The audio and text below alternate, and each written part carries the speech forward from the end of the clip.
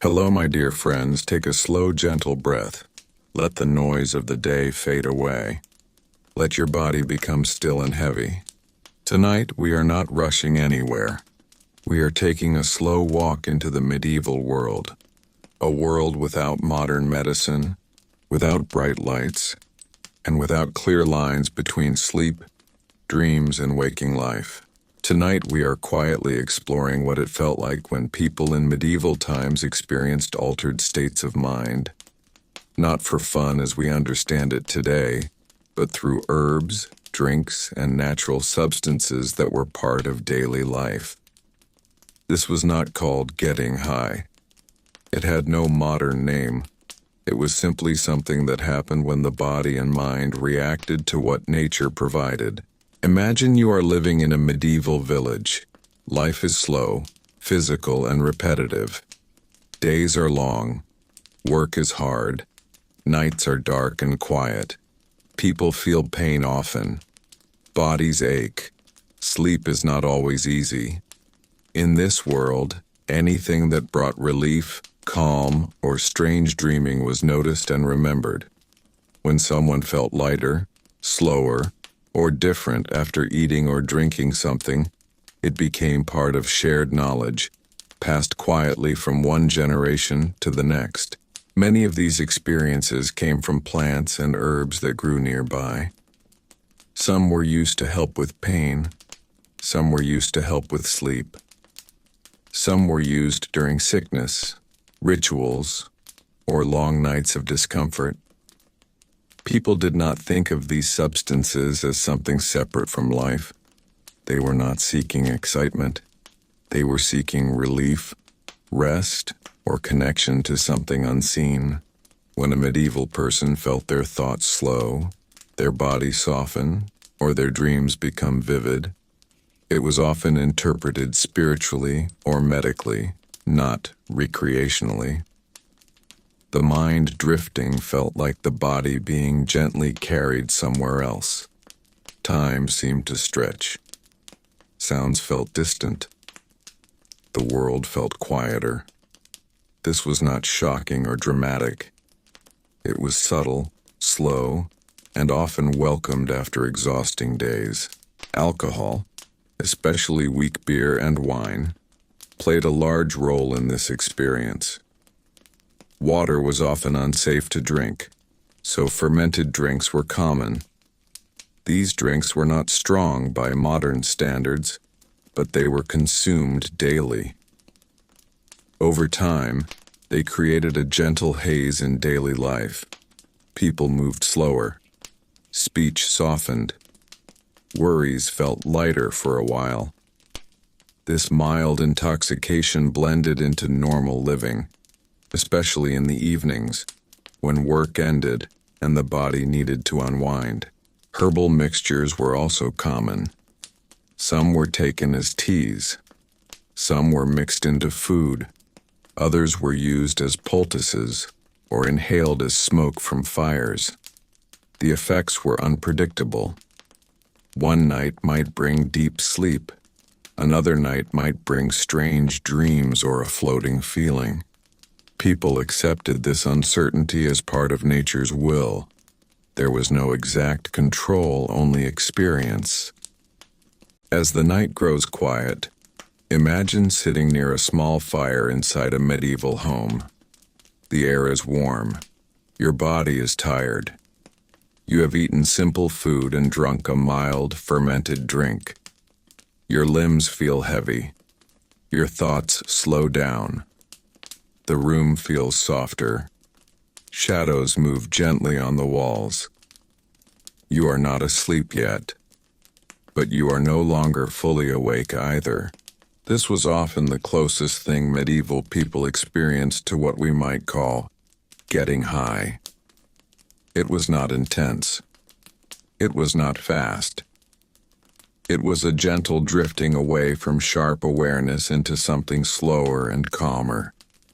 In the next part, we will slowly explore which substances were most common, how ordinary people experienced them, and why these altered states felt normal rather than dangerous. For now, remain still. Let the quiet settle around you. Let your breathing stay slow and easy. Let rest continue in its own gentle way. In medieval times, getting high was not something people talked about openly or did for excitement in the way we might imagine today. Instead, it was woven quietly into everyday life, often without people fully realizing it. Many substances that altered the mind were common, familiar, and accepted, not as entertainment, but as part of survival, medicine, or routine. Alcohol was the most obvious example. Ale and beer were consumed daily by adults and even children, not to escape reality, but because clean water was hard to find. These drinks were weak by modern standards, but they still created a gentle fog in the mind, a soft loosening of thoughts that became normal. Living slightly altered was not unusual. It was part of daily existence. Beyond alcohol, herbs and plants played a quiet role in medieval life. People relied heavily on nature for healing, comfort, and relief from pain. Many herbs had calming, numbing, or dreamlike effects. They were brewed into teas, mixed into food, or applied as poultices. The goal was rarely pleasure. It was rest. It was sleep. It was forgetting hunger, pain, or worry for a short while. When the body relaxed, the mind followed. In this way, altered states were gentle and functional, not intense or dramatic. People did not chase the feeling. They accepted it when it arrived. For peasants and laborers, life was physically exhausting. Long days in the fields, repetitive work, and constant strain left the body aching. Substances that softened pain or dulled awareness became small comforts. A warm drink at night, slightly fermented, slightly numbing, helped the body release tension. The mind slowed. Thoughts became less sharp. Sleep arrived more easily. This was not seen as getting high. It was seen as resting the body after a long day. In monasteries and religious communities, altered states took a different form. Fasting, chanting, and long hours of prayer often led to lightheadedness, dreamlike focus, and emotional openness. Combined with herbal remedies and simple diets, these practices could create sensations that today might be described as mild highs. For medieval people, these experiences were spiritual, not recreational. The mind drifting away from the physical world was interpreted as closeness to the divine. Again, the altered state was accepted calmly, without excitement or fear. As the night grows quiet, imagine how different this feels from modern ideas of getting high. There is no rush, no loud reaction, just a slow softening of awareness. Life itself was already slow, already heavy, and these substances simply made it easier to carry.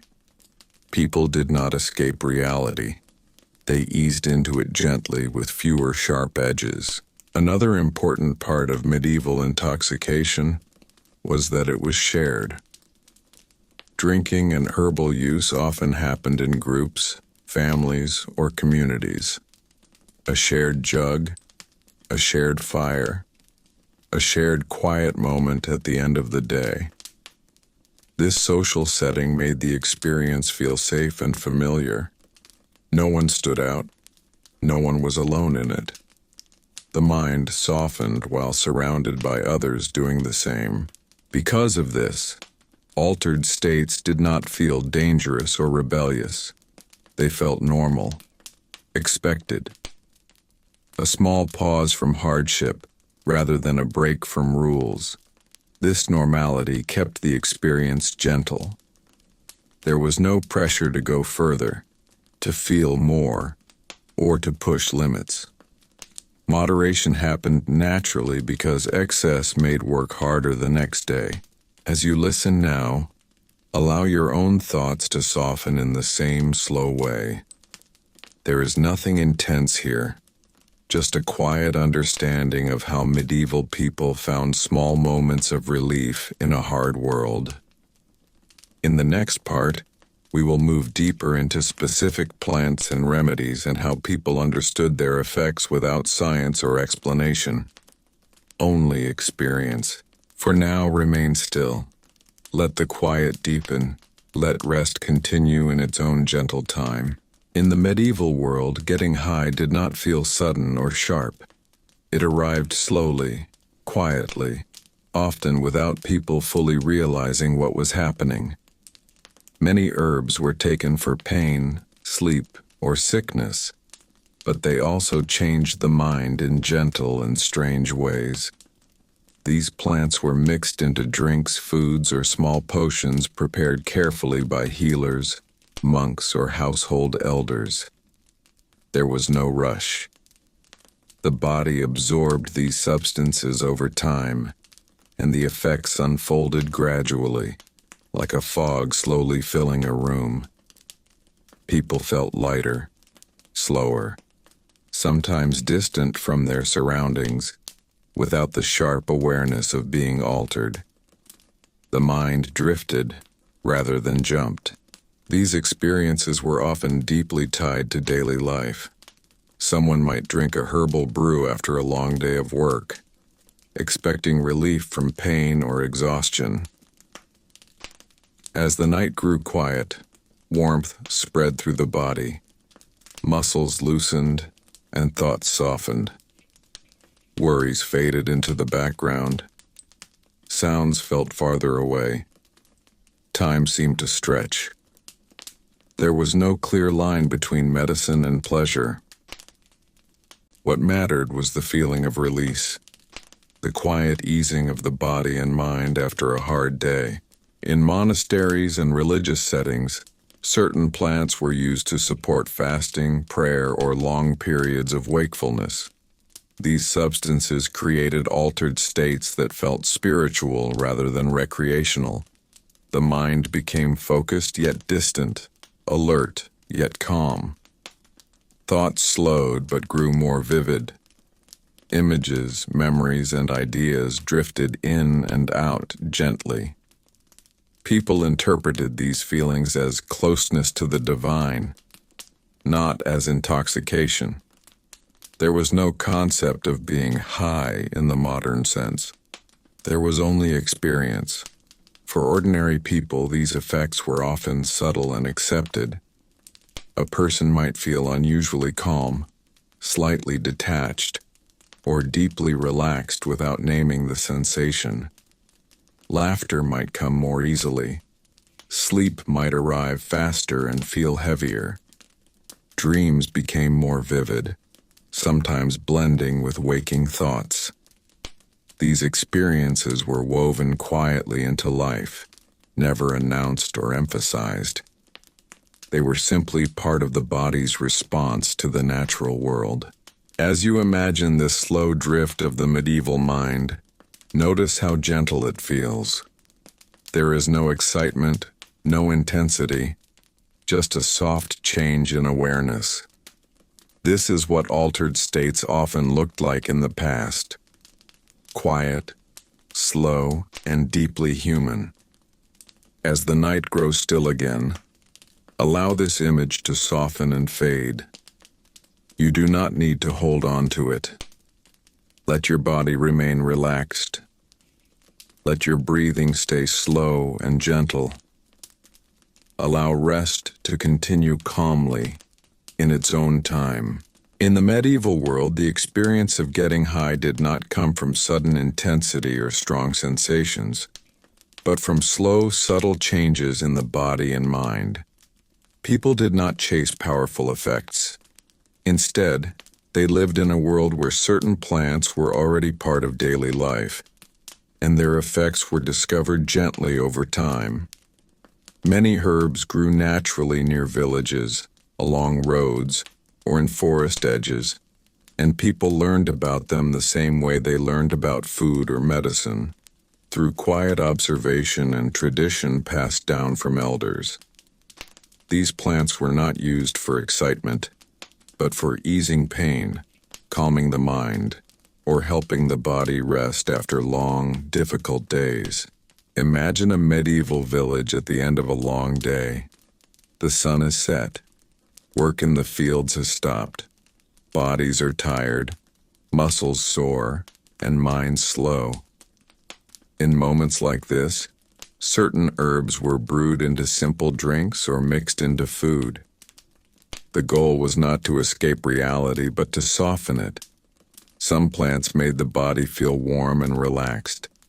Others made thoughts drift more slowly, loosening the tight focus created by hard labor and constant survival. The effects were mild, gentle, and often unpredictable, but they were accepted as part of life. These experiences were not separated from medicine. In medieval thinking, there was no clear line between healing and altering the mind. A plant that eased pain might also bring lightheadedness. A drink that helped sleep might also cause vivid dreams. This was not feared. It was expected. People understood the body as something that responded naturally to what it consumed. If thoughts became slower or dreams more colorful, this was simply part of the plant's nature. There were no private spaces for these experiences. Getting high in the medieval sense often happened in shared environments. A small room, a hearth, a gathering after work. People sat quietly, talked softly, or simply rested. There was no rush to feel something quickly. Effects came slowly, sometimes barely noticeable at first. A sense of heaviness, a relaxed jaw, a quieter mind. These changes blended into the night, making it difficult to tell where normal tiredness ended and altered sensation began. Because medieval life was already slow and physically demanding, these altered states did not feel dramatic. There was no sudden contrast. Instead, the experience felt like an extension of rest. Thoughts wandered more freely. Worries softened. The body felt less sharp, less tense.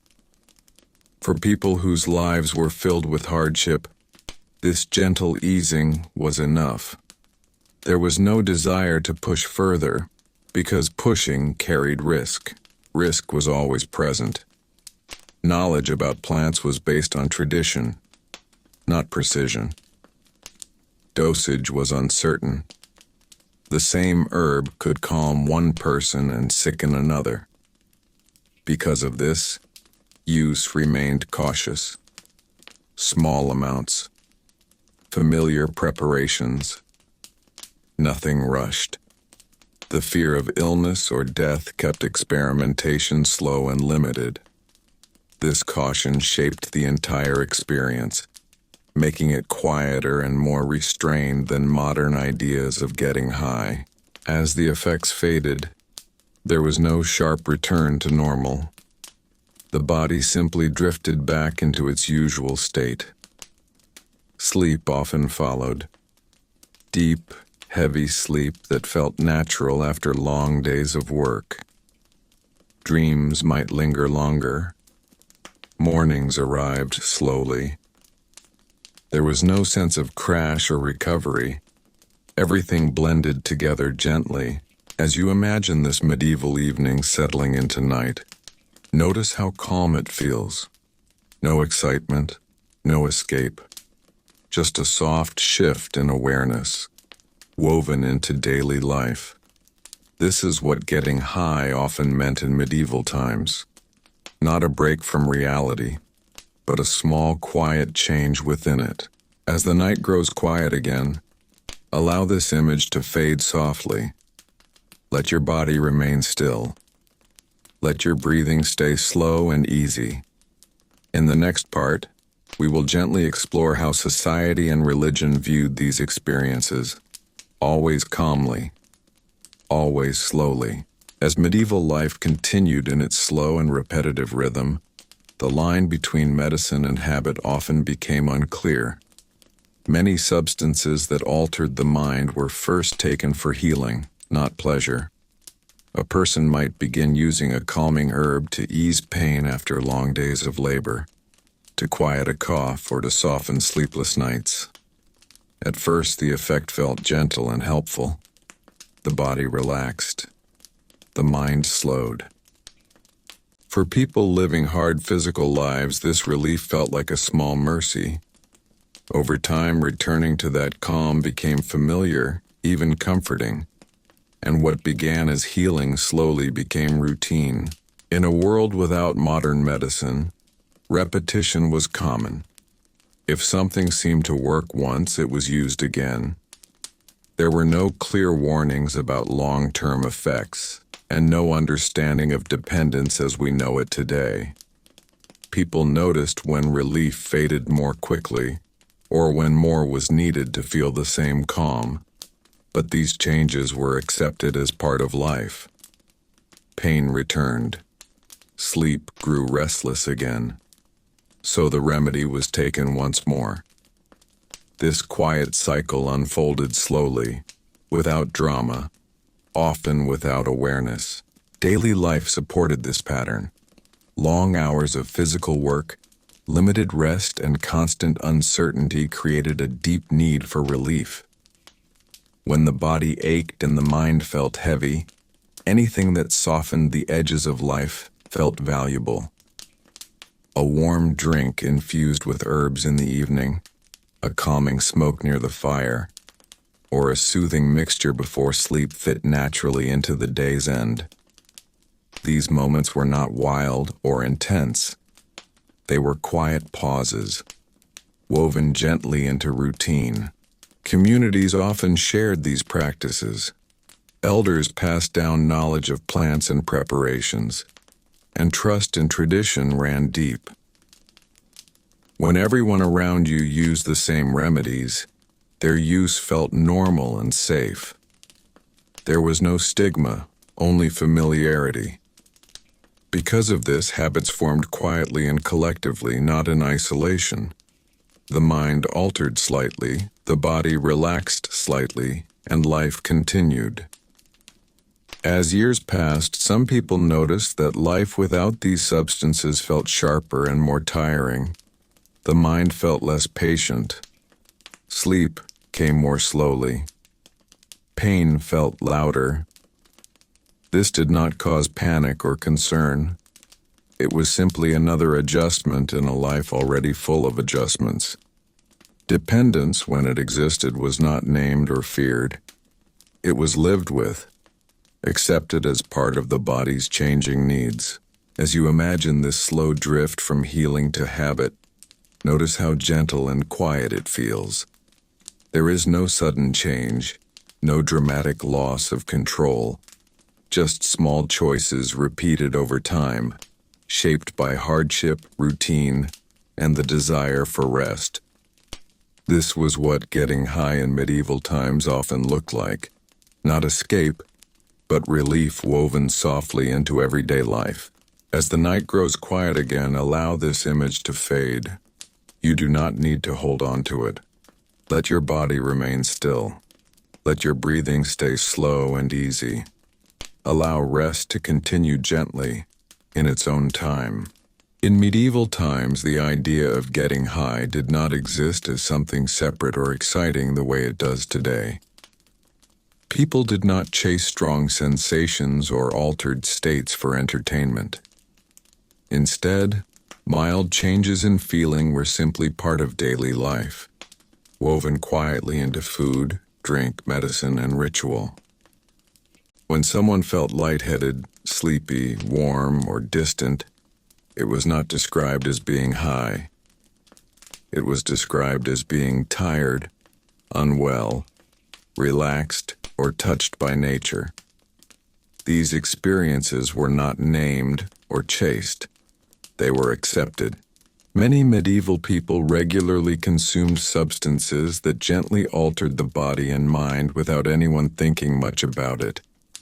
Ale and beer were safer to drink than water in many places, and they were consumed daily, even by children, in weak forms.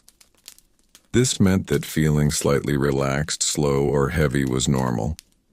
The body learned to function within this state. Work continued. Conversation continued. Life moved on at a steady pace. No one stopped to think that something unusual was happening. Herbal mixtures were another quiet part of life. Plants that made the body feel calm, warm, or slightly distant were often used to treat pain, anxiety, sleeplessness, or sadness. These herbs were not taken to escape reality. They were taken to survive it. Long work days, physical pain, hunger, and illness were common. Anything that softened these experiences was welcomed. When the mind drifted slightly or the body felt lighter, it was seen as relief, not intoxication. Sleep itself was often influenced by these substances. Many people drank herbal infusions at night that made dreams deeper or sleep heavier. Nighttime rest was not always peaceful, and these gentle aids helped the body relax. Vivid dreams, strange thoughts, or a floating feeling were not considered unusual. They were part of how the body reacted to plants, food, and fatigue. No one separated these sensations into categories. They were simply part of being human. Because these altered states were common, they were not discussed openly or dramatically. There were no stories about chasing them or controlling them. They arrived naturally and faded naturally. A person might feel light in the head one evening and grounded again by morning. This rhythm felt normal. The medieval mind did not analyze feelings deeply. It accepted them as passing states. Religion and belief also shaped how these experiences were understood. If a person felt distant, dreamy, or deeply calm, it might be described as spiritual reflection, divine influence, or the body responding to God's creation. There was no sharp line between physical and spiritual sensation. The same herb could be medicine, food, or a gift from nature. Meaning was layered gently over experience rather than separated from it. Social life continued normally through these states. People worked, talked, prayed, and rested without stopping to examine how they felt internally. The focus was outward, on survival and routine. Because of this, altered states did not become identities. A person was not known for seeking them. They were simply known as part of life. As you imagine this medieval world now, notice how calm and unremarkable these experiences feel. There is no rush, no thrill, no intensity, just a slow rhythm of daily life where the body sometimes feels heavy, sometimes light, sometimes distant, and then returns again. This is why getting high in medieval times was not exciting or rebellious. It was ordinary, quiet, and mostly unnoticed. As the night grows calm again, allow this image to soften and fade. You do not need to hold on to it. Let your body remain still. Let your breathing stay slow and gentle. Allow rest to continue quietly, in its own time. In medieval times, the line between medicine and gentle escape was often thin and softly drawn. Many of the substances that altered mood or sensation were not taken for pleasure alone, but as part of daily care, comfort, or relief from long hours of work. After sunset, when the day's labor finally eased, people gathered in warm, dim spaces and turned toward simple remedies that calmed the body and softened the mind. Herbal drinks were warmed slowly over low fires, carrying mild scents that signaled the end of effort and the beginning of rest. These moments were not rushed. The act of preparing a drink or chewing a plant was part of the calming effect itself, giving the body time to slow down. Alcohol, especially weak beer and wine, was the most common companion of these evenings. It was not strong by modern standards and was consumed slowly, often diluted, and shared among many. The feeling it brought was not sharp or overwhelming. It was gentle, steady, and familiar. Muscles loosened. Laughter came more easily. Worries softened without fully disappearing. This mild intoxication fit naturally into a world without bright lights or loud distractions. As the fire burned low, conversation grew quieter and bodies leaned toward warmth and stillness. Beyond alcohol, people relied on plants that brought subtle changes rather than dramatic effects. Herbs like henbane, mandrake, and poppy were known, but they were approached with caution and respect. These were not everyday pleasures, but tools used carefully, often by healers or elders and usually in small amounts.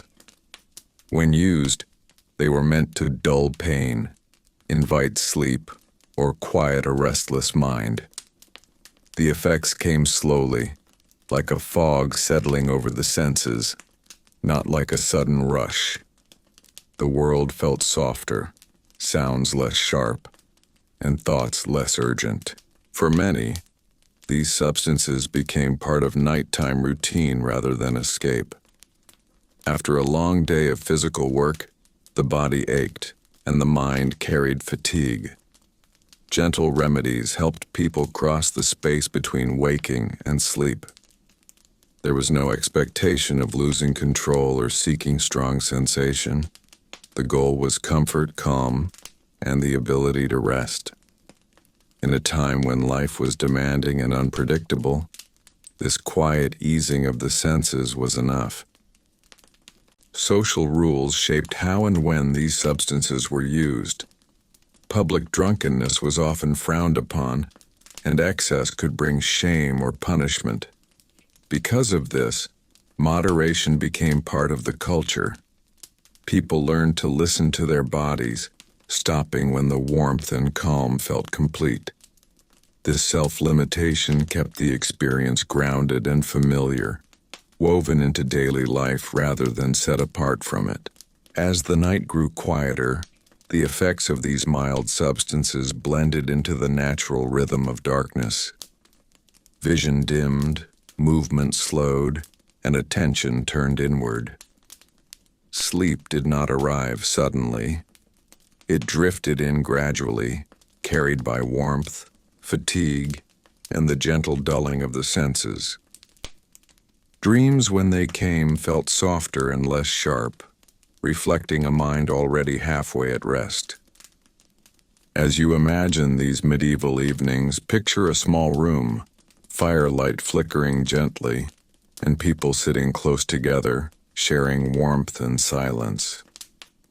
There is no urgency here, no search for intensity, just a slow easing into the night.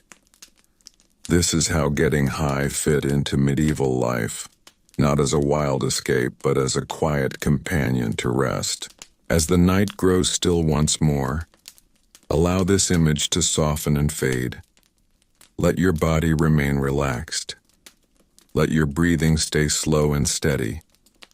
Allow rest to continue gently, in its own time, as the medieval world slowly moved through its quiet nights. Altered states of mind were not treated as rare or dramatic events. They were often seen as ordinary parts of life, especially in a time when medicine, religion, and daily survival blended together. People did not always separate healing, ritual, and relaxation the way we do today.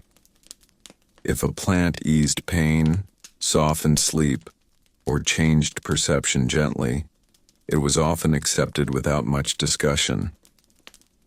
There was no strong language to label these experiences as being high. Instead, they were described as feeling lighter, calmer, dreamlike, or distant. Words that blended naturally into how people already understood the body and mind. These experiences usually happened quietly and slowly.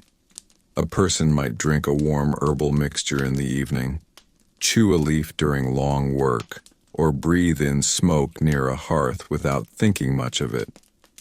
The effects came gradually, not suddenly. Sensations softened, thoughts slowed. The body felt heavier or warmer. This was not seen as escape, but as a gentle shift in awareness. Life itself was already slow, so these changes did not feel shocking or overwhelming. They blended into the rhythm of medieval time, where hours stretched and nights felt long and still. Because daily life was physically demanding and emotionally limited, these mild, altered states sometimes brought comfort. Pain eased slightly, worry softened. Sleep came more easily. For people living without modern medicine or relief, this mattered. These moments were not celebrated, but they were quietly valued. A calmer night meant better rest. Better rest meant strength for the next day. In this way, altered states were practical, not recreational. Religion also shaped how these experiences were understood. When the mind felt distant or dreamlike, it was sometimes described as being closer to the spiritual world. Visions, deep calm, or unusual thoughts were not always blamed on substances alone. They were often connected to prayer, fasting, or divine presence. This made altered states feel meaningful rather than shameful. They were folded into belief systems instead of hidden away. At the same time, there was caution. Medieval people respected plants, but they also feared imbalance. Too much of anything was seen as dangerous. If someone appeared confused for too long, lost control, or behaved strangely, it was not admired. Moderation mattered. The goal was not intensity, but balance. A gentle shift was acceptable. Losing oneself completely was not. As you imagine this world now, notice how calm it feels. There is no chase for stronger sensations, no rush, no loud excitement. Altered states come quietly and leave quietly. They sit beside everyday life rather than standing apart from it. The medieval mind did not seek escape from reality. It sought small comforts within it. As the night grows quieter, allow this image to soften and drift away. Let your body remain still. Let your breathing stay slow and gentle. In the next part, we will move softly into how these experiences faded with morning light and returned people back to ordinary life without drama or memory. For now, remain at rest. Let the quiet deepen. Let sleep continue in its own time. As the experience slowly unfolded in medieval times, the feeling people described was rarely sharp or sudden. There was no clear moment when the body announced a change. Instead, awareness softened gradually, as if the edges of the world were being gently rounded. Colors did not brighten dramatically, and sounds did not explode with intensity. They simply became less demanding. Thoughts slowed, not because they stopped, but because they no longer rushed forward. For people living hard, repetitive lives, this slowing felt unusual and quietly comforting, like stepping out of time for a while. Many described a gentle warmth spreading through the body, especially after consuming herbal drinks, fermented mixtures, or smoke from dried plants. This warmth was not excitement, it was heaviness, Limbs felt relaxed, movements slower, and posture looser. Sitting still became easier. Standing felt less urgent. In a world where the body was always working, carrying, lifting, and enduring discomfort, this heaviness felt like rest, even if it was temporary and imperfect. The mind during these moments often wandered gently. Thoughts became less practical and more circular. People might think about memories, sounds, or simple images without trying to control them. Time felt unclear. Minutes stretched. Hours slipped by unnoticed. There was no rush to return to tasks. This sense of drifting was often described as pleasant at first, especially for those whose daily lives were rigid and demanding. For a short while, worries lost their sharpness. However, this experience also carried confusion. Because medieval people had little understanding of how the body and brain worked, the sensations could feel strange or unsettling. A sudden lightness, dizziness, or altered perception could be interpreted in many ways. Some believed they were touching something spiritual. Others feared they had gone too far. Without guidance or consistency, experiences varied widely from person to person and from night to night. As the effects slowly faded, the body often felt tired rather than refreshed. Unlike modern ideas of recreation, medieval highs did not come with recovery plans or comfort. Hunger returned, thirst followed, headaches were common. The body, already worn down by labor and poor nutrition, paid a quiet price afterward. What felt calming in the moment could leave a person dull and heavy the next day, struggling to return to normal work. Because of this, these experiences were not constant or frequent for most people. They were occasional escapes rather than habits. Too much could interfere with survival. Too often could bring suspicion, illness, or punishment. People learned quietly where the line was, often through trial and error. The goal was not pleasure for pleasure's sake, but brief relief from the weight of everyday life. As you imagine this slow rise and slow fading, notice how different it feels from modern ideas of being high. There is no thrill here, no celebration, just a soft pause in a hard life, followed by a return to reality. This is what getting high was like in medieval times. Not glamorous, not controlled, but quietly human. As the night grows calm again, allow this image to soften and drift away. You do not need to hold on to it. Let your body remain still. Let your breathing stay slow and gentle. Allow rest to continue quietly in its own time. As we move deeper into this quiet medieval world, it becomes clear that altered states of mind were not seen as strange or separate from daily life. For many people, feeling slightly different, calmer, heavier, lighter, or dreamlike was simply another part of being human. There was no sharp line between normal awareness and altered awareness. Life itself was already slow, repetitive, and physically demanding. Because of this, moments of mental softness, drifting thoughts, or gentle numbness felt natural rather than shocking. When herbs, drinks, or fumes changed how the mind felt, people accepted it without much question. The same way they accepted hunger, fatigue, or sleep. In medieval times, the body and mind were not treated as machines that needed to stay sharp at all times. Rest, fogginess, and dullness were common states, especially after long labor, poor sleep, or heavy meals. When substances made these feelings deeper, they blended easily into everyday experience. There was no rush to return to full alertness. If the mind wandered, it wandered. If thoughts slowed, they slowed. This made altered states feel less dramatic and more like an extension of ordinary tiredness or rest. People often encountered these states without intention. A drink fermented longer than expected.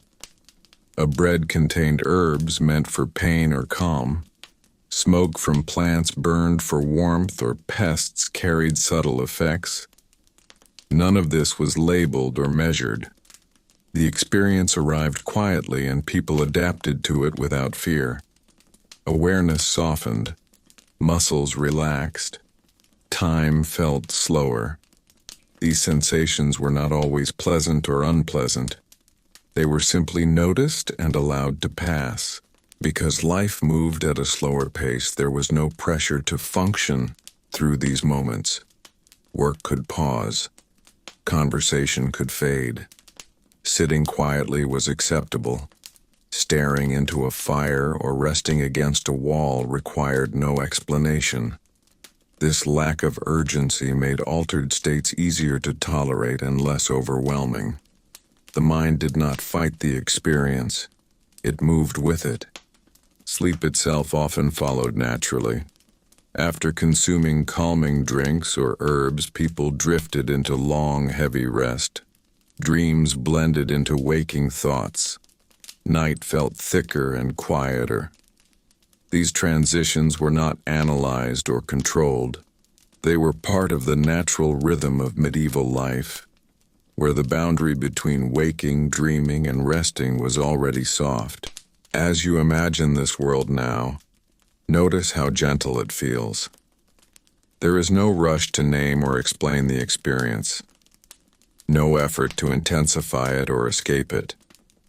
Just a slow acceptance of how the body and mind feel in that moment. This is what made getting high in medieval times feel ordinary rather than extreme. It was not a separate activity. It was woven quietly into life itself. As the night grows quiet again, allow this image to soften and fade. You do not need to hold on to it. Let your body remain still. Let your breathing stay slow and easy. Allow rest to continue calmly, in its own time. As medieval life continued slowly through seasons and years, altered states of mind did not always feel unusual or exciting. For many people, they were simply another part of everyday experience. Long hours of labor, limited food, illness, and poor sleep already placed the body in a state where awareness drifted easily. Mild intoxication, whether from fermented drinks, herbal mixtures, or ritual practices, blended into this background rather than standing apart from it. Being high, as we might describe it today, was often subtle and familiar, not dramatic or intense. It softened the edges of a hard life rather than creating a sharp escape from it. Because life itself was already slow and repetitive, these altered states did not feel like a break from reality. Instead, they felt like a continuation of it, slightly blurred and quieter. People did not seek strong sensations or sudden changes in perception. What they wanted was relief from discomfort, heaviness, and mental fatigue. A warm feeling in the body, a gentle lightness in the mind, or a slight drifting of thoughts was enough. Anything stronger would have been uncomfortable or frightening, especially in a world where medical help and understanding were limited. Social settings also shaped how these experiences felt. Drinking or consuming mild herbal substances often happened in groups, during meals, festivals, or quiet evenings. The shared nature of these moments made the experience feel grounded. People talked slowly, laughed softly, and moved less. There was no rush, no loud excitement, and no expectation to feel a certain way. If someone felt relaxed, that was enough. If someone felt sleepy, that was acceptable too. Altered states flowed naturally into rest rather than standing apart from it. The mind, already accustomed to darkness and silence at night, responded gently. Thoughts wandered without urgency. Memories surfaced slowly and faded just as easily. There was no pressure to analyze or control these experiences. They were accepted as part of the body's response to the world. This acceptance made them feel less intense and less memorable. Many nights passed without anyone thinking of them as special events at all. As you imagine this quiet, ordinary relationship with altered states, notice how different it feels from modern ideas. There is no chase for intensity, no desire to escape completely. Just a soft easing of the body and mind within the rhythm of daily life. This is an important part of understanding what getting high was like in medieval times. It was not about leaving reality behind, but about making reality a little more bearable. As the night grows quiet again, allow this image to soften and fade. You do not need to hold on to it. Let your body remain still. Let your breathing stay slow and natural. Allow rest to continue gently, in its own time. In the medieval world, altered states of mind were not always seen as something strange or separate from everyday life. Unlike today, where being high is often treated as an unusual or extreme experience, medieval people lived much closer to conditions that naturally changed how the mind felt. Hunger, exhaustion, illness, long fasting, strong smells, smoke-filled rooms, poor air, and irregular sleep already pushed the body and mind into softer, slower states. Because of this, when herbs, drinks, or fumes altered awareness even further, the experience blended quietly into daily life rather than standing out as something dramatic. Many medieval people did not have a clear line between feeling normal and feeling altered. A strong herbal drink after a long day of labor, a smoky room filled with burning plants, or a healing potion given by a local healer could gently shift perception. Colors might feel warmer. Thoughts might slow. The body might feel heavier or lighter. These changes were not always described as pleasure. Often they were simply accepted as part of how the world felt. Life itself already carried discomfort, so any softening of pain or easing of the mind was quietly welcomed. Because knowledge was passed through tradition rather than science, people did not analyze these experiences. They did not ask what chemical caused what feeling. They described sensations in simple terms. Feeling calm, feeling warm, feeling distant, feeling dreamy.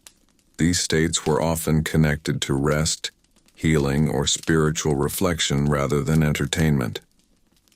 A person might sit quietly, lie down, or pray while the effects passed. There was rarely excitement or celebration attached to it. The experience was inward and slow. Social settings also shaped how these altered states were felt. Drinking strong ale or wine infused with herbs happened during communal moments, meals, or religious gatherings. Being slightly altered did not isolate a person from others. It happened among familiar faces, in familiar spaces. This made the experience feel safe and contained. Laughter was gentle. Conversation slowed. People rested together rather than separating themselves to chase sensation. The goal was not intensity, but comfort.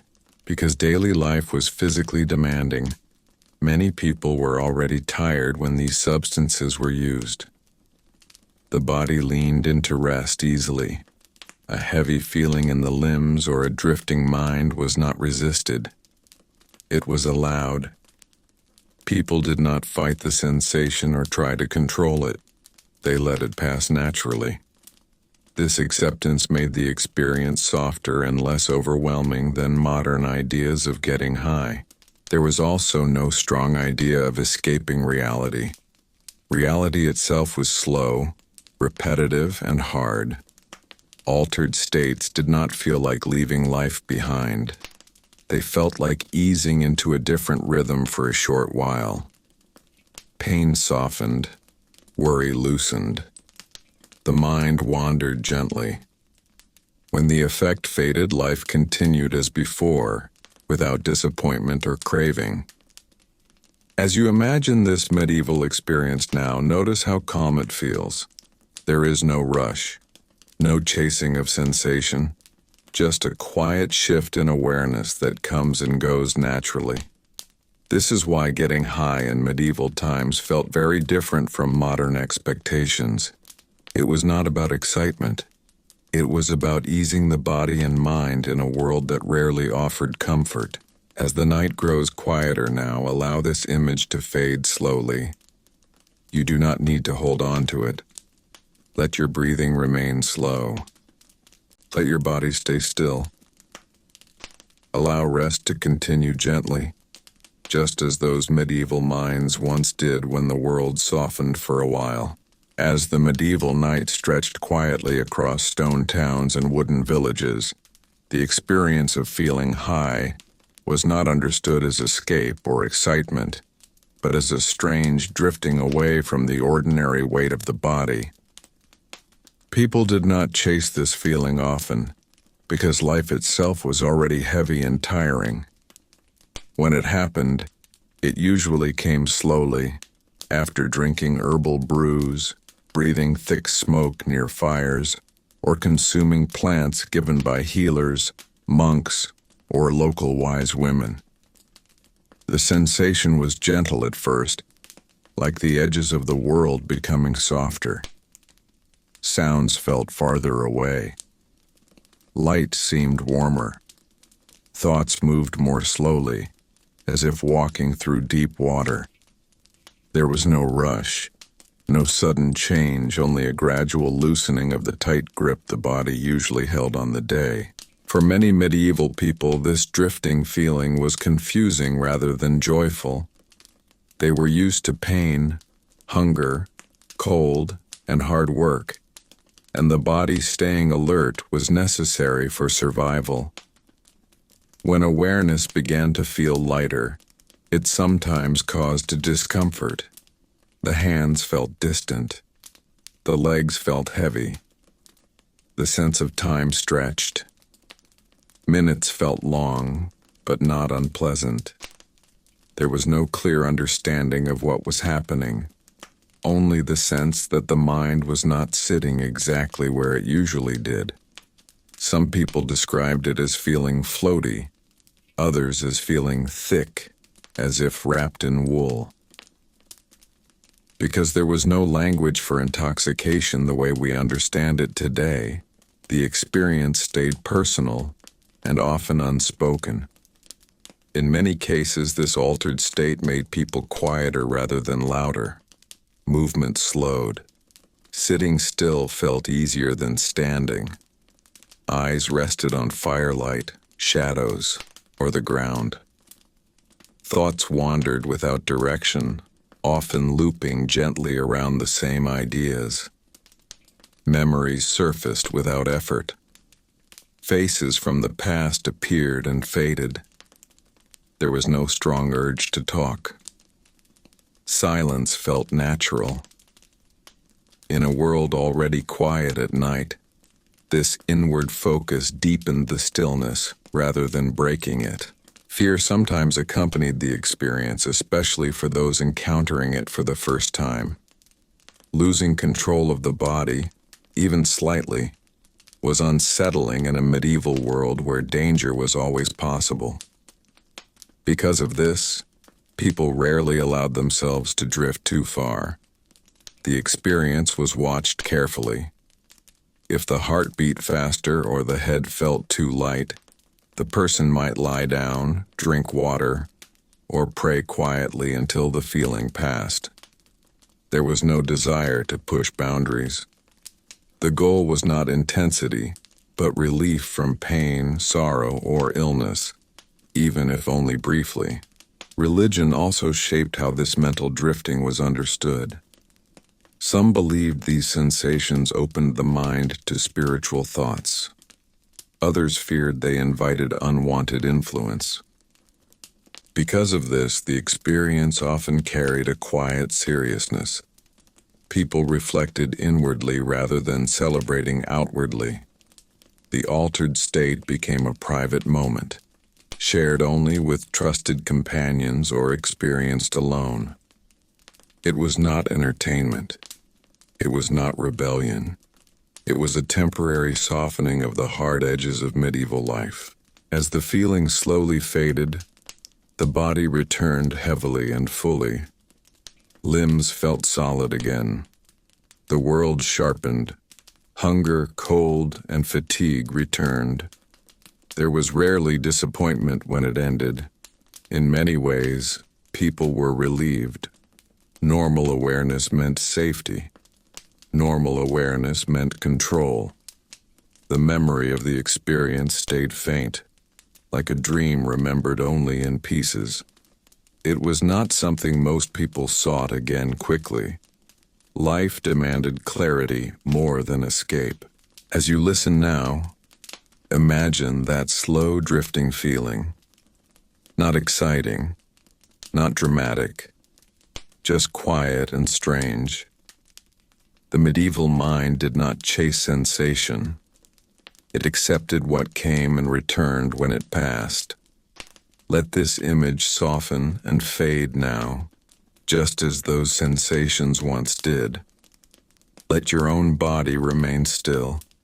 Let your breathing stay slow. Let awareness settle gently back into rest. In medieval times, what we now call getting high was not treated as something exciting or rebellious. It was often woven quietly into daily life, medicine, and belief. People did not chase strong sensations or intense pleasure. Instead, altered states arrived gently, almost accidentally through everyday substances. A weak herbal drink, a fermented brew, or a calming plant mixed into food could slowly change how the body felt and how the mind moved. These changes were mild, slow, and often unnoticed at first. There was no sharp moment where someone felt suddenly different. Instead, the world softened little by little, and thoughts became slower, heavier, and less demanding. Because life itself was physically exhausting, many medieval people welcomed anything that made the body feel lighter or the mind feel quieter. Long days of labor, pain from injuries, and constant fatigue made gentle numbness feel like relief rather than escape. When herbs or drinks dulled pain or blurred sharp thoughts, it was seen as practical, not indulgent. The goal was not to feel pleasure, but to feel less discomfort. This meant altered states were often calm and grounded, not intense or overwhelming. People remained functional, present, and aware of their surroundings. These experiences also happened in familiar settings. At home, near the hearth, in monasteries, or during quiet gatherings, people consumed substances slowly and socially. There was no rush and no secrecy in most cases. Because the effects were gentle, people continued talking, sitting, or resting as usual. Laughter might come more easily. Silence might feel deeper. But nothing felt out of control. The body stayed relaxed, and the mind stayed within safe boundaries. Importantly, medieval people did not separate the mind from the body the way we often do today. If something changed how you felt, thought, or rested, it was considered part of the body's natural response. There was no strong idea of mental escape. Instead, there was acceptance. Feeling heavy, dreamy, or slowed was just another state of being, like tiredness or hunger. Because of this, fear around altered states was limited, especially when the source was familiar and traditional. As you imagine this medieval experience, notice how calm and ordinary it feels. There is no excitement, no rebellion, no dramatic shift. Just a gentle easing of the body and mind after long effort. This is what made these experiences blend quietly into daily life. They were not moments to remember strongly. They were moments that faded naturally, leaving behind rest rather than intensity. As the night grows quiet again, allow this image to soften. You do not need to hold on to it. Let your body remain still. Let your breathing stay slow and natural. In the next part, we will gently explore how beliefs, religion, and superstition shaped how these experiences were understood, always calmly, always slowly. As medieval life continued to unfold, altered states of mind were not always sought for pleasure, but often accepted as gentle escapes from a difficult daily reality. Life in the medieval world was physically demanding, repetitive, and uncertain. Long hours of labor, limited food, frequent illness, and little personal control shaped everyday existence. In this environment, moments when the mind felt lighter or slightly removed from the body were quietly welcomed. These moments did not come from modern ideas of getting high, but from simple substances and practices that softened awareness and slowed thought. Many of these experiences happened gradually and gently.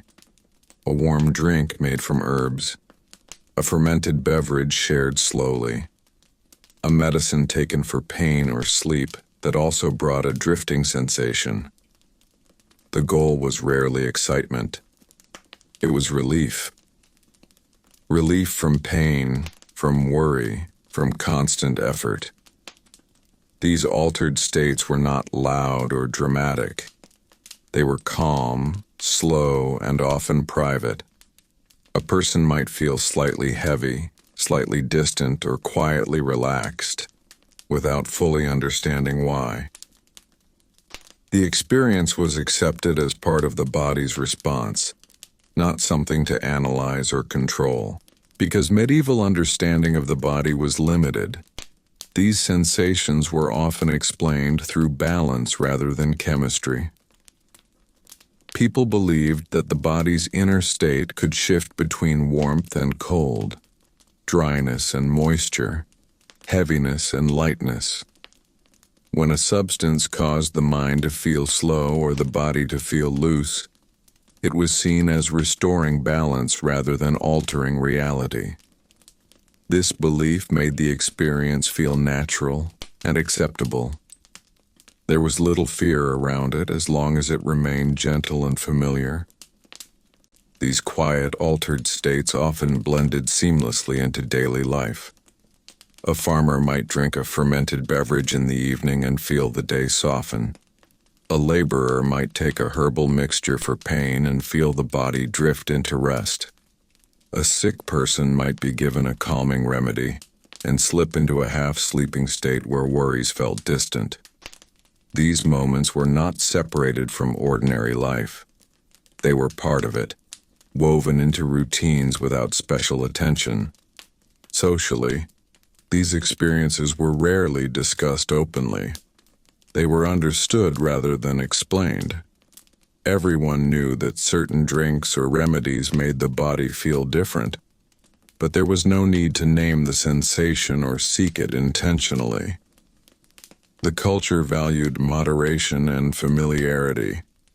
Too much of anything was seen as harmful, not thrilling. The goal was to ease the body and quiet the mind, not to escape reality completely. As you imagine these medieval moments, notice how calm and understated they feel. There is no rush, no excitement, no chasing of sensation. Just small shifts in awareness that made life slightly more bearable. This is what getting high often looked like in medieval times. Not a dramatic event, but a quiet easing of the edges of daily life. As the night grows quieter now, allow this image to soften and drift away. You do not need to hold on to it. Let your body remain still. Let your breathing stay slow and gentle. Allow rest to continue calmly, without effort or expectation. As the night slowly loosened its hold and the first pale light of morning appeared, the experience of being altered in medieval times did not end suddenly. There was no sharp return to normal, no clear moment where everything snapped back into place. Instead, the body moved gradually toward ordinary awareness. The head felt heavy, the limbs slow, and the senses slightly dulled. People woke without clocks or alarms, guided by light, sound, and the movement of others.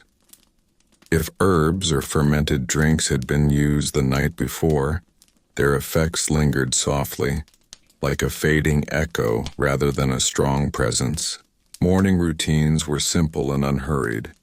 Water was fetched. Fires were stirred back to life. Bread was broken slowly. The body accepted its condition without judgment. There was no language for hangovers or chemical effects, only a quiet understanding that rest would return balance in time. Medieval people were deeply familiar with the body's cycles. They trusted that sleep, food, and daylight would gently bring them back to themselves. There was no panic about feeling strange or slow. These sensations were accepted as part of life's natural rhythm. Work resumed at a slower pace when needed. Tasks were chosen carefully with attention to how the body felt. Heavy labor might wait. Light duties came first. This flexibility allowed the body to settle back into its usual state without stress. There was no rush to perform at full strength. Community life allowed space for recovery, especially after festivals or communal gatherings. Others understood. Everyone had experienced similar mornings at some point. Emotionally, the after effects were often quiet and reflective. Feelings felt softer. Thoughts moved more slowly. There was space for contemplation, even if it was not named as such. People might sit longer by the fire or walk more slowly through fields. These moments were not wasted time. They were part of how medieval life balanced intensity with calm. Altered states were temporary visitors, not destinations. As the day continued, ordinary awareness returned fully. The strange softness of the night faded into memory. What remained was routine, structure, and familiarity. The body found its balance again, guided by work, movement, and sunlight. There was no separation between altered experience and daily life. One flowed into the other naturally, without fear or attachment. As you imagine this gentle return to normal life, notice how calm it feels. Nothing is forced. Nothing is rushed. The body knows what to do. The mind follows. This slow transition is part of why altered experiences in medieval times felt woven into life rather than separate from it. As the night grows quiet again for us now, allow this image to fade softly. Let your body remain still. Let your breathing stay slow and natural. Allow rest to continue gently, just as it always has. As medieval life continued under the weight of routine, hardship, and limited comfort, altered states of mind slowly became quiet escapes rather than loud experiences. Getting high in medieval times was rarely about excitement or pleasure in the modern sense. Instead, it was often about softening the edges of daily life. Long hours of labor, physical pain, hunger, and emotional heaviness pushed people to seek moments where the world felt less sharp. These moments were usually subtle, gentle, and deeply private. There were no bright lights or fast sensations. The change came slowly, like fog settling over thought, dulling discomfort, and slowing the pace of awareness. For many, these altered states were experienced through simple substances found in everyday life. Certain herbs, fermented drinks, or medicinal mixtures were taken not to feel powerful, but to feel quieter. The body relaxed slightly. The mind drifted more easily. Thoughts became less urgent. This was especially important in a world where rest was scarce and pain was common. The goal was not to escape reality completely, but to make it easier to endure. These substances were often taken in small amounts carefully and with familiarity, because people understood their effects through long tradition rather than experimentation. The experience itself was slow and uneven. There was no instant shift. Instead, sensations changed gradually. Warmth spread through the body. Muscles softened. Sounds felt distant. Time seemed to stretch not dramatically but gently. Conversations slowed or stopped. Many preferred silence, allowing thoughts to drift without direction. In these moments, awareness turned inward. Memories surfaced quietly. Worries lost their sharpness. The mind felt less crowded, even if only for a short while. Socially, these experiences were often shared in small, trusted settings. A few people sitting together after work. A quiet gathering near a fire. A shared drink passed slowly from hand to hand. There was no loud celebration. Talking too much could break the calm. Instead, people sat close, comfortable with long pauses. These shared moments created a sense of connection without effort. No one needed to explain what they were feeling. Everyone understood the need for quiet relief. Religious and spiritual beliefs also shaped how these altered states were understood. Some believed these experiences brought them closer to the divine or allowed the soul to rest. Others saw them simply as medicine for the body and mind. In both cases, moderation was important. Too much was feared, not desired. Losing control was dangerous in a world where reputation, safety, and survival depended on awareness. The goal was gentle easing, not overwhelm. As the effects faded, people returned slowly to themselves. There was no crash, no dramatic ending. The mind sharpened again. The body felt heavier, sometimes tired, sometimes calmer. The memory of the experience lingered softly, like the warmth after sitting near a fire. It was not something discussed openly afterward. It did not become a story to tell. It simply became part of the night, folded quietly into memory. As you imagine this medieval experience now, notice how calm and restrained it feels.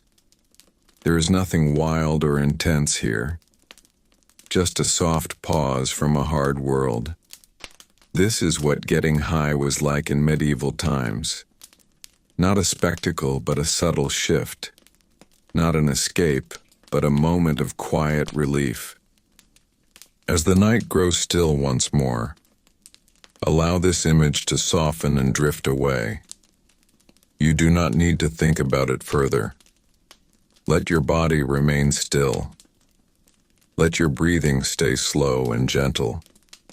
Allow rest to continue calmly, without effort, as medieval life continued with its slow, demanding rhythm.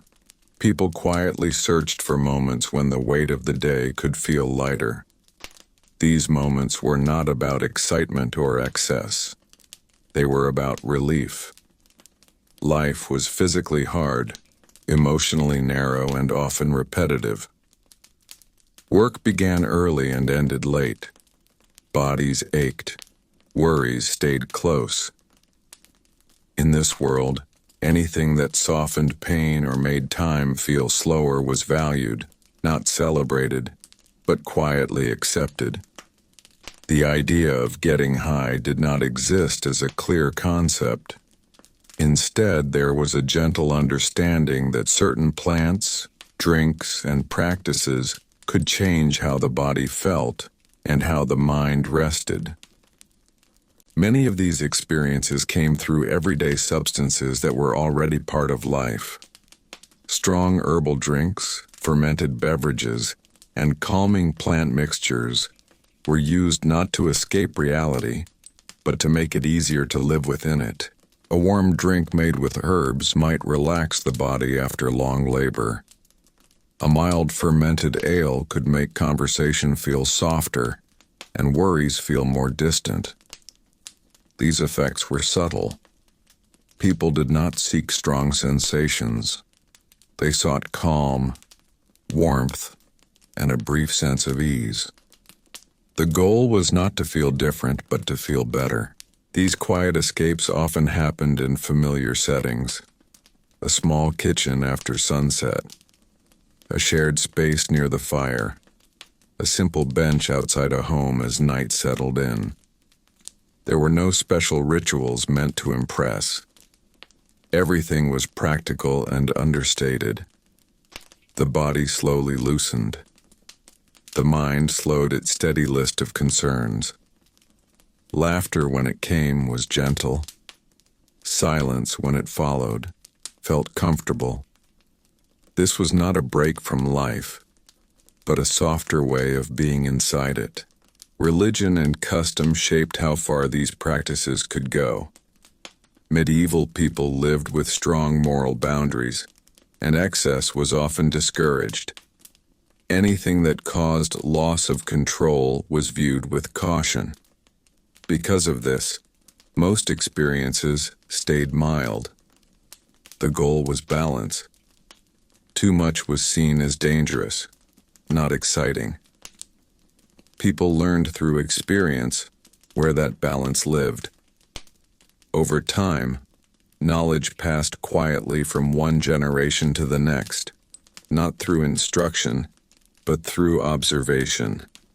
You learned what calmed the body and what unsettled it by watching others and by listening to small warnings shared softly.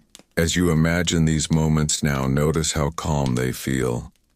There is no rush, no intensity, no need to push limits. Just a slow easing of tension at the end of a long day. This was the medieval version of feeling lighter, not dramatic or wild, but grounded and quiet. It fit naturally into the rhythm of life, just as night followed day and rest followed work. As the night grows quieter here, allow this image to soften and drift away. You do not need to hold on to it. Let your body remain still. Let your breathing stay slow and gentle. Allow rest to continue calmly, in its own time. By the later medieval centuries, altered states of mind had quietly become an ordinary part of life, rather than something unusual or exciting. People did not think of these experiences as getting high in the modern sense. Instead, they saw them as moments when the body and mind drifted away from everyday hardship. Life was physically demanding, emotionally heavy, and often repetitive. Long hours of labor, limited food, constant illness, and uncertain futures made ordinary consciousness feel tiring. When herbs, drinks, or rituals softened awareness, the change felt gentle and familiar, not dramatic. These experiences blended naturally into daily life, often unnoticed and unspoken. Many people encountered altered states without seeking them deliberately. Fermented drinks were common, and their effects were accepted as part of social and working life. Weak ales were consumed throughout the day, not to escape reality, but because clean water was scarce and fermentation made liquids safer. Over time, this constant mild intoxication created a soft, floating quality to everyday experience. Thoughts moved slower. Emotions felt slightly muted. Physical discomfort became easier to tolerate. This was not excitement. It was quiet dulling, a gentle lowering of sharp edges in a difficult world. Herbal remedies added another layer to this experience. Plants used for pain, sleep, digestion, or anxiety often carried mild psychoactive effects. People did not separate medicine from sensation. If a remedy calmed the mind or made the body feel light, that effect was considered part of healing. The experience was not described in emotional or dramatic terms. It was simply noted that a person felt more relaxed, more distant, or more dreamlike. These changes were accepted without curiosity or fear, folded into the rhythm of life. Religion and belief also shaped how altered states were understood. Visions, deep dreams, and strange sensations were often interpreted as spiritual rather than chemical. When someone felt detached from the body or deeply calm, it could be described as closeness to the divine rather than a physical reaction. This interpretation removed anxiety from the experience. Instead of questioning why the mind felt different, people accepted it as meaningful or purposeful. This acceptance made altered states feel safe and familiar, not risky or rebellious. What is most striking is how quiet these experiences were. There was no rush, no pursuit of intensity, and no desire to push boundaries. Altered states were not used to feel more alive. They were used to feel less burdened. The goal was not pleasure, but relief. Relief from pain, hunger, fear, and exhaustion. In this way, altered states became another tool for endurance, like rest or prayer. They softened reality just enough to make it bearable. As you imagine this medieval world now, notice how calm and ordinary these experiences feel. There is no chaos, no thrill, no urgency. Just a slow drifting of awareness within a slow-moving life. This is what made getting high in medieval times feel so different from modern ideas. It was not an escape from normal life, it was quietly woven into it. As the night grows quiet again, allow this image to soften and fade. You do not need to remember details. Let your body remain still. Let your breathing stay slow and gentle. Allow rest to continue calmly in its own time. As the effects of these medieval substances slowly faded, life did not suddenly feel clear or bright again. Instead, people returned gently to their ordinary routines, carrying a soft heaviness in the body and a quiet fog in the mind. There was no sharp ending to the experience. It drifted away slowly, like mist lifting from a field after sunrise. Limbs felt tired, thoughts felt loose, and the world seemed slightly duller than before. This return to normal life was not dramatic or frightening. It was simply part of the cycle. People expected it. They accepted that unusual feelings came and went, just like weather or sleep. In medieval times, there was no idea of chasing the experience or repeating it constantly. These altered states were usually rare, tied to seasons, rituals, illness, or special moments. When the feeling passed, people returned to work, family, and daily duties without much reflection. There was little discussion about what had happened. No long explanations were needed. The experience belonged to the moment and was not meant to be held on to. This acceptance made the return to normal life feel natural rather than disappointing. The body often felt slow after these experiences. Simple tasks required more effort. Walking felt heavier. Muscles felt soft and tired. Because daily life was already physically demanding, this sluggishness was noticeable. It reminded people that these substances were not harmless pleasures. They took something from the body, even if only for a short time. This physical cost quietly discouraged frequent use. Life itself was already hard enough without adding unnecessary weakness. Emotionally, people often felt calm but distant afterward. The heightened feelings faded, leaving behind a quiet neutrality. Joy was softer. Worry was quieter. Everything felt slightly flattened. This emotional settling was not described or analyzed. It was simply felt and allowed to pass. Medieval people did not expect constant excitement or happiness. Emotional stillness was normal and even welcome after intense sensations. Because these experiences were woven into broader cultural and social patterns, they rarely became personal habits. There was no sense of identity tied to getting high. A person was still a farmer, a healer, a monk, or a laborer first. The substance did not define them. It was just one small part of life appearing briefly and then disappearing again. This kept the experience from growing too large or overwhelming everyday existence. As you imagine this slow return to ordinary medieval life, notice how gentle it feels. Nothing rushes. Nothing demands explanation. The body settles.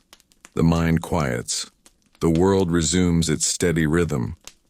This calm acceptance of change is part of what made these experiences different from modern ideas of getting high. They were not escapes from life, but brief shifts within it. As the night grows quiet now, allow this image to soften and fade. Let your own thoughts slow down. Let your body rest without needing to hold on to any feeling at all. Everything can pass naturally. Everything can return to calm. By this point in medieval life, altered states of the mind did not feel rare or dramatic. They were not treated as something separate from daily experience. For many people, feeling slightly different, slower, warmer, or more distant from ordinary thoughts was simply part of how life moved. Hunger, fatigue, prayer, smoke, fermented drinks, herbal mixtures, and long hours of repetitive work, all blended together to create changes in awareness that modern people might describe as getting high. But medieval people did not label it that way. To them, it was just another way the body and mind responded to the world. Alcohol remained the most common and accepted path into these altered states. Ale and weak beer were safer than water, and consumed daily by adults and children alike. Because it was low in strength, it did not usually create sharp intoxication, but it did soften the edges of awareness. It slowed thought, loosened the body, and dulled physical discomfort.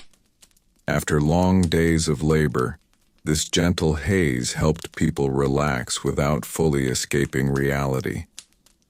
The mind did not race.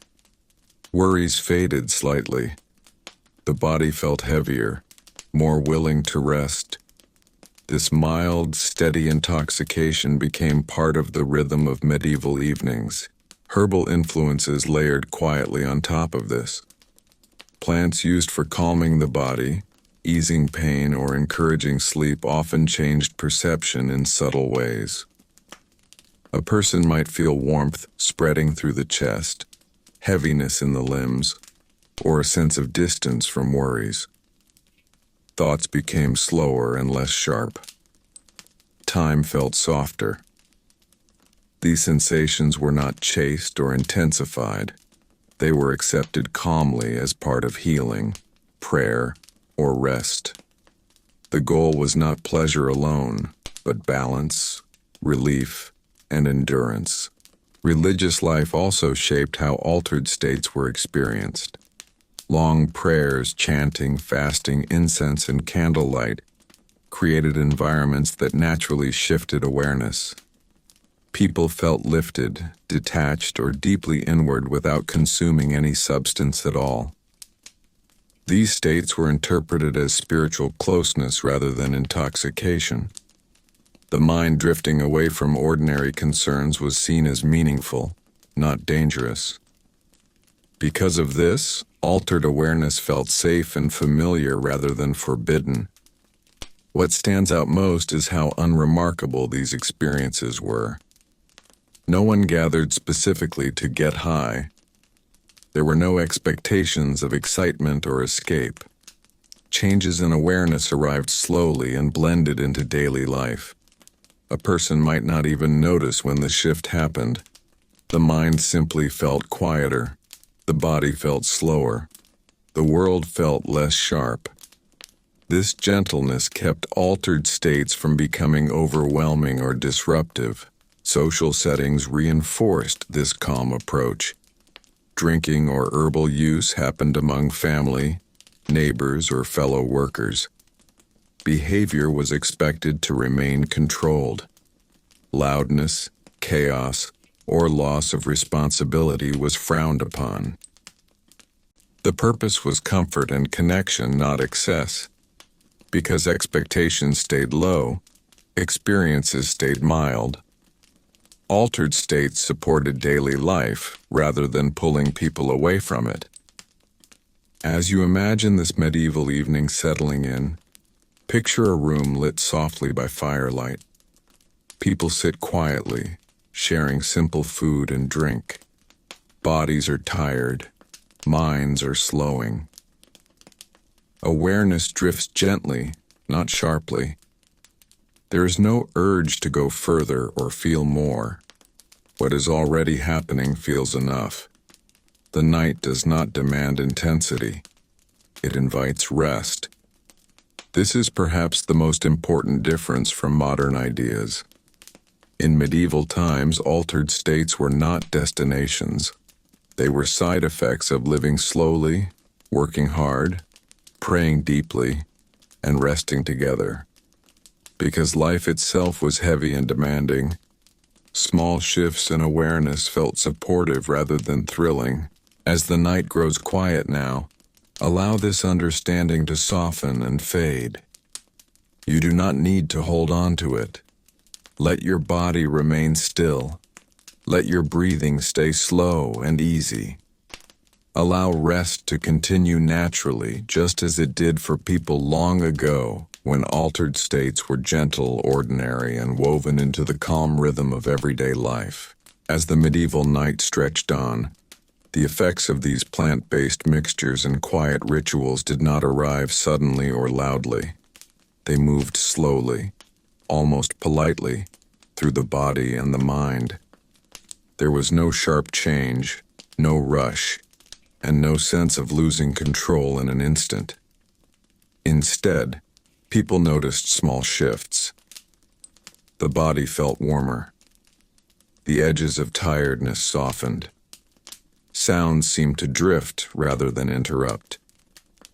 Thoughts slowed and loosened their grip, no longer pushing forward or pulling backward.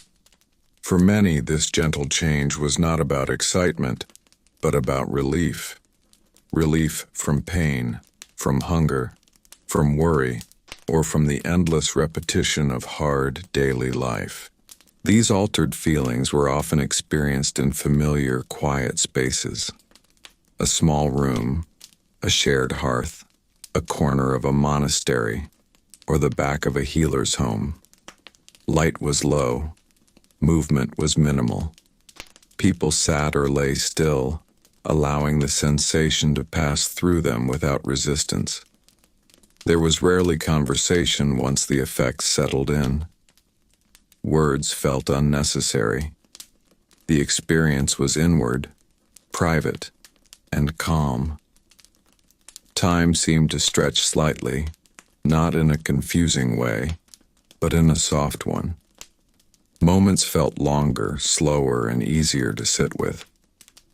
This slowing of time was often welcomed, especially in a world where days were long and physically demanding. For many medieval people, these experiences were not separated from rest or sleep. As the effects deepened, the body naturally moved toward stillness. Muscles relaxed, breathing slowed. The mind, no longer crowded with constant thought, drifted gently. Sleep often followed without effort, arriving like a natural continuation rather than a separate state. This was one reason such practices were often tied to evening routines. They were not meant to keep people awake or alert, but to help them soften into the night. There was also an understanding that these states were temporary and should pass naturally. People expected to return to ordinary awareness by morning. The goal was not escape, but balance. Too much was avoided. Care was taken, not through measurement, but through tradition and observation. Elders passed down quiet knowledge about timing and moderation, not as rules, but as shared experience. This kept the practice gentle and contained, preventing it from becoming disruptive to daily life. As you imagine these medieval nights, notice how calm and unremarkable they feel.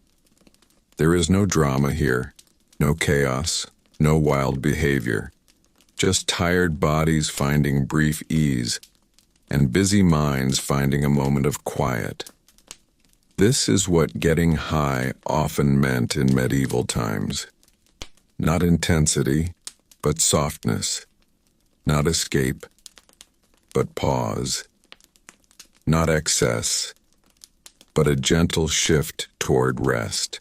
As the night grows quiet now, allow this image to fade slowly. You do not need to hold on to it. Let your body remain still. Let your breathing stay slow and natural. Allow rest to continue softly, carrying you forward without effort. As medieval life moved slowly through its long, repetitive days, moments of altered feeling were not chased for excitement, but quietly welcomed as brief escapes from hardship. Getting high, in the medieval sense, was never about pleasure alone. It was about relief. Relief from physical pain, from hunger, from cold nights, and from emotional heaviness that came with constant labor and uncertainty. People did not talk about these experiences openly. They were folded into daily life, hidden inside remedies, rituals, and familiar habits that felt normal rather than unusual. For many, these altered states arrived gently and unpredictably. A warm drink made from herbs might soften the edges of awareness. A slow-burning incense might calm the breath and quiet the mind. Fermented drinks, taken not to lose control but to loosen the body, brought warmth and a sense of lightness that made long evenings feel shorter. These experiences were not sudden or overwhelming. They crept in slowly, like sleep itself, changing perception just enough to make life feel more bearable for a while. Unlike modern ideas of getting high, medieval experiences were deeply tied to environment and belief. People did not separate body, mind, and spirit the way we often do now. If someone felt lighter, calmer, or distant from pain, it was often understood as balance returning to the body. These states were sometimes seen as gifts, sometimes as warnings, but rarely as something to chase again and again. Moderation was shaped by necessity. Resources were limited, and daily survival always came first. The experience itself was often subtle. Sounds felt softer. Time moved a little slower. The body felt warmer or heavier. Thoughts wandered without urgency. There was no expectation of visions or dramatic change. Most people simply felt less burdened for a short while. Afterward, life returned to its usual rhythm. Work resumed. Pain returned. Hunger came back. But the memory of relief lingered quietly, offering comfort without becoming the center of life. Importantly, these altered states were rarely private. They happened around others in shared spaces during meals, gatherings, or quiet evenings. This communal setting kept experiences grounded. There was less fear of losing control because control was never fully surrendered. The presence of others kept the experience calm, contained, and temporary. Getting high was not an escape from society, but something experienced within it. As you imagine this medieval sense of altered awareness, notice how different it feels from modern ideas. There is no rush, no intensity, no search for more. Just a soft shift in feeling, a brief easing of weight, before returning to the familiar shape of daily life.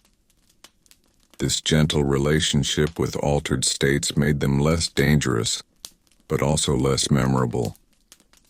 They were part of life, not separate from it. As the night grows quieter now, allow this image to soften and fade. You do not need to hold on to it. Let your body remain still. Let your breathing stay slow and easy. Allow rest to continue gently, in its own time, just as awareness once drifted softly in those medieval evenings. By the later medieval period, the idea of becoming high was rarely understood as entertainment. Instead, altered states were quietly woven into daily survival, medicine, and spiritual coping. Life was hard, painful, and unpredictable, and people searched for relief wherever it could be found. Herbs, fermented drinks, and natural substances were not taken to escape reality, but to soften it. Pain, fear, grief, and exhaustion were constant companions, and these substances offered small pauses from that weight. The experience was not fast or intense. It arrived slowly, often gently, and faded without drama, blending into the rhythm of the day. Many medieval people experienced altered states without even realizing it. Bread made from poorly stored grain could carry mold that caused dizziness, warmth, and strange thoughts. Weak ale, consumed daily because water was unsafe, produced mild intoxication that lingered rather than peaked. Herbal teas made from poppy, henbane, or mandrake were used carefully, often in tiny amounts, bringing calm, heaviness, and drifting thoughts. These effects were not chased. They were accepted. People lay down, rested, and allowed the body to respond naturally. The experience was closer to deep drowsiness than excitement. Sleep and altered states often blended together. After consuming certain herbs or drinks, people slept longer, dreamed more vividly, or drifted in and out of awareness. There was no fear in this. Long sleep was seen as healing. Heavy rest was welcomed. Dreams were considered messages or natural responses, not hallucinations. Because expectations were low and language was simple, the mind did not panic. The body softened. Thoughts slowed. Awareness floated gently rather than racing. There were no strict measurements or controlled doses. Knowledge passed through observation, tradition, and quiet experience. Elders taught which plants calmed pain, which eased sorrow, and which helped sleep. Mistakes did happen, but caution was common. Most people stayed close to mild effects, preferring safety over intensity. Getting too high was seen as dangerous, foolish, or unlucky. The goal was balance, not escape. As the night grows quieter, imagine a medieval home lit by firelight. Someone drinks a warm herbal brew, feeling the body slowly grow heavy. Muscles relax. Thoughts lose their sharp edges. Sleep arrives early, deep and untroubled. This was not indulgence. It was rest shaped by necessity. The altered state was gentle, slow, and deeply connected to the body's need to recover. This quiet relationship with substances reflects the medieval mindset itself. Nothing was rushed. Nothing was extreme. Even altered consciousness moved at the same slow pace as life itself. Relief came softly, stayed briefly, and faded naturally into sleep. As this part gently settles, allow the image to soften and drift away. You do not need to remember details. Let your breathing remain slow. Let your body stay still. Rest can continue on its own, without effort. As the medieval world slowly settled into night, the experiences people had with mind-altering substances felt very different from anything modern. There was no clear line between medicine, ritual, relaxation, and escape.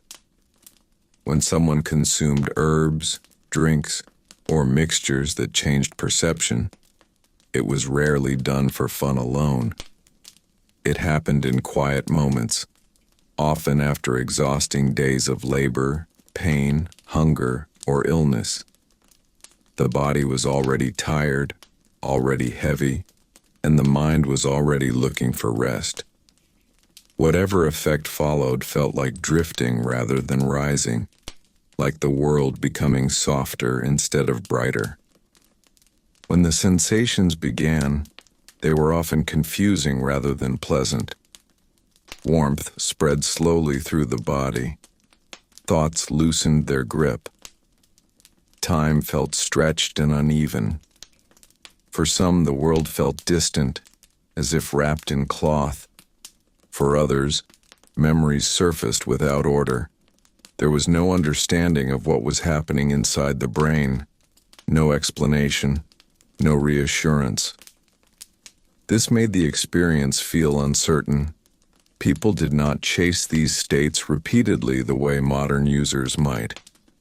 They approached them cautiously, knowing the effects could be unpredictable and sometimes uncomfortable. The surroundings shaped the experience deeply. Medieval homes were dim, quiet, and close. Firelight flickered softly. Shadows moved along walls. Sounds echoed more strongly in silence. When perception shifted, these simple environments felt larger and stranger. A quiet room could feel endless. A single sound could repeat in the mind.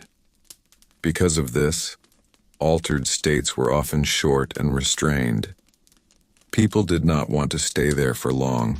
They wanted to return to normal awareness safely. Social reactions were also different. If someone appeared distant or strange, others might assume illness, spiritual influence, or weakness. There was little patience for prolonged altered behavior. Communities depended on alertness and contribution. Anything that interfered with daily function was treated with caution. Because of this, most experiences were kept private, unspoken, and quickly forgotten once they passed. As time moved on and the effects faded, what remained was often exhaustion rather than insight. The body felt heavy. The mind felt dull. There was no sense of discovery or expansion, just a return to the same hard world. This reinforced the idea that these substances were not escapes but temporary disruptions. They did not solve pain or hardship. They only softened awareness briefly, before reality returned unchanged. As you imagine these quiet medieval moments, notice how unromantic they feel. There is no celebration here, no culture of enjoyment, just tired people, briefly drifting away from a difficult life and then slowly coming back. This is why getting high in medieval times was not exciting or desirable. It was uncertain, uncomfortable, and often disappointing. As the night grows very still now, allow this final image to fade. You do not need to think about it anymore. Let the past rest where it belongs. Let your body remain still and supported. Let your breathing slow naturally. Allow sleep to take over gently, without effort. As our long and gentle journey through medieval times slowly comes to an end, it becomes clear that what people once called getting high was never about escape in the way we understand it today. It was woven quietly into daily life, into medicine, ritual, boredom, pain, and long empty hours. Herbs, drinks, fumes, and simple mixtures were used not to chase pleasure, but to soften reality, to make hunger easier, pain quieter, and time slower. Life in the medieval world was heavy on the body and the mind, and these altered states offered small moments where that weight felt lighter, even if only briefly. Imagine a medieval evening now, after work has ended and darkness has settled fully. A small room, a low fire, a tired body resting against wood or stone. Someone sips a thick drink made from fermented grain or herbs. Another breathes in the scent of burning plants mixed with smoke. The feeling is not sharp or exciting. It is dull, slow, and drifting. Thoughts soften. The edges of the day blur. Worries fade into the background, not because they are solved, but because the mind has grown too tired to hold them tightly. This was the quiet purpose behind these substances. They did not open doors to joy. They simply closed doors to discomfort for a short while. Over time, these habits became normal, not special, not secret, just another part of surviving long days and harder nights. People did not name these experiences or study them. They accepted them as part of the rhythm of life. A drink to warm the body, a plant to calm pain, a haze to slow the mind before sleep. There was no separation between medicine, ritual, and relief. Everything blended together in a world that did not ask for clarity or productivity once the sun went down. But these altered states never replaced reality. When morning came, the body still ached. Hunger returned. Work waited. The medieval world did not change just because the mind drifted for a while. These substances offered pause, not transformation. And when used too often, they brought their own problems. Confusion, weakness, dependency. The same escape that softened life could also quietly make it harder. Medieval people learned this slowly, through experience, not theory. As the centuries passed, these practices faded, changed, or were replaced by new habits, new rules, and new understandings. But the need behind them never disappeared. Humans have always searched for ways to soften reality, to slow time, and to find rest inside difficult lives. The medieval world was no different. It simply used what it had, in quiet and imperfect ways. Now, as you rest here listening, allow this final image to fade gently. The fire grows lower. The room grows quiet. The past loosens its hold. You do not need to remember details or ideas. Let them drift away, just like the thoughts of those long medieval nights. Let your breathing stay slow. Let your body feel heavy and supported. Let the story end without effort. This history does not need to continue. It has done its work. The night is calm. The mind can rest. Good night, and sleep deeply.